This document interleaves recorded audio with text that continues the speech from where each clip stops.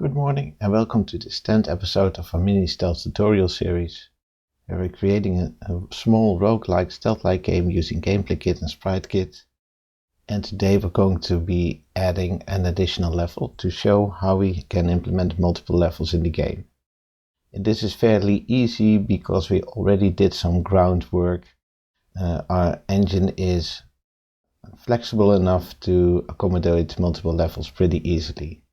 So our map is already prepared for multiple maps because we store a map in an array, and the restart function that loads the same level or a new level already is flexible enough to also take separate strings to create other worlds.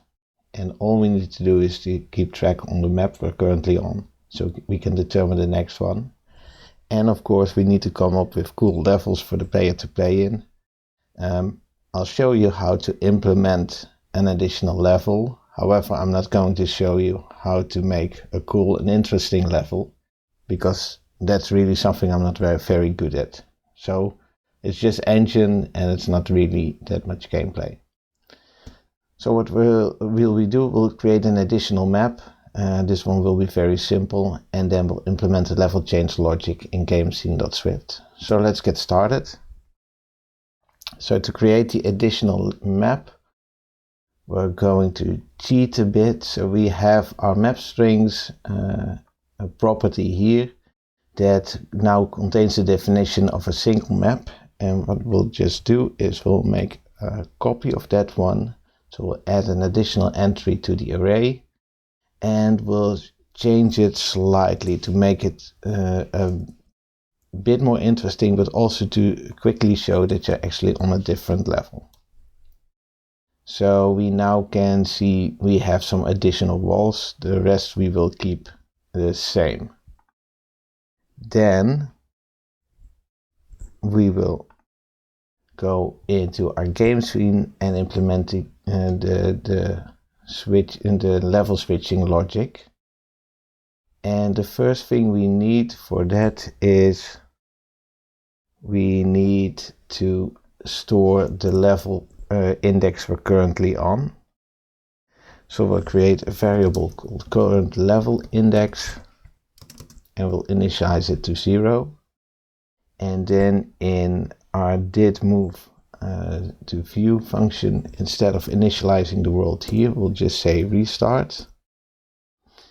And in our restart function, that's way down here, we'll, instead of calling map strings 0, we'll take the current level index. And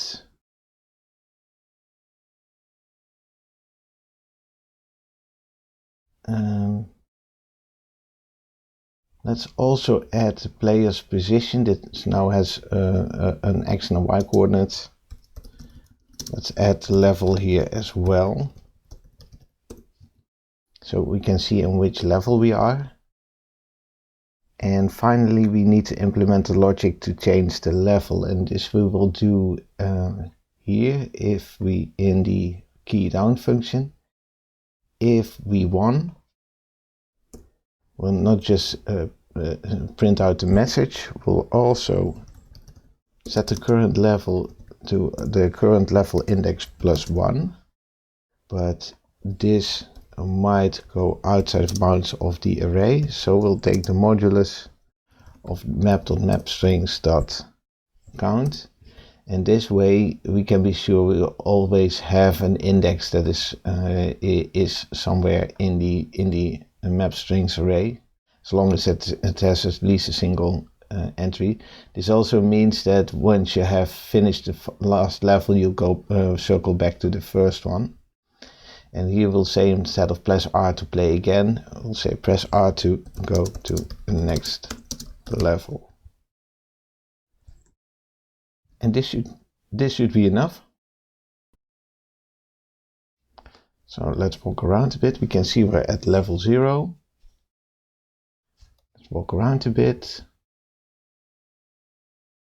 We finish the level, we can press R to go to the next level, and now you can see we're in the second level.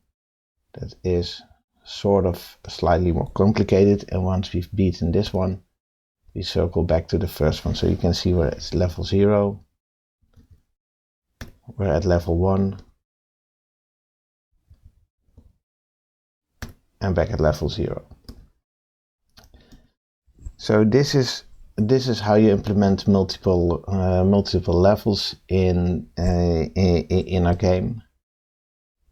This is a quick and small episode. Next time we'll look at visibility again, and we will allow the usage of visibility cones. So the player as well as the enemies now have an omnidirectional field of visibility.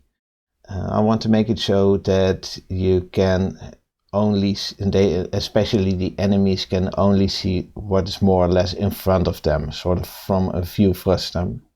That makes it a bit more interesting, and then it matters a bit more which direction the enemies are looking at. For the player, we will keep it omnidirectional because it helps give the player a bit more of an advantage. So thanks for watching and have a good day.